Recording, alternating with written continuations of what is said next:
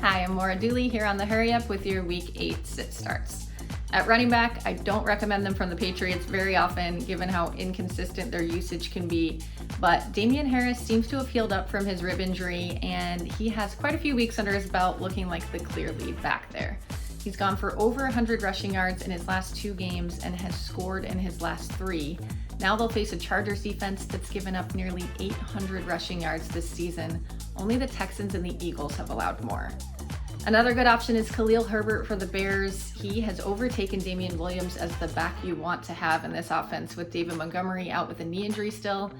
He has about 100 yards in each of his last 2 games and will now face a 49ers struggling defense that gave up 107 yards and a touchdown to Jonathan Taylor last week.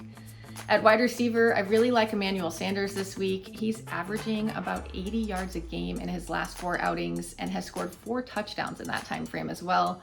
Now he'll go up against a Miami defense that is giving up 43 points a game to fantasy receivers on average. Also, Cortland Sutton and Judy should be start-worthy this week, going up against the Washington football team, who are giving up the second most fantasy points to receivers. Sutton has scored double-digit fantasy points in a PPR in his last 3 weeks. Judy had 6 catches for 72 yards week 1 before exiting that game with an injury in the 3rd quarter. He hasn't played since, but he's really talented and obviously was off to a hot start.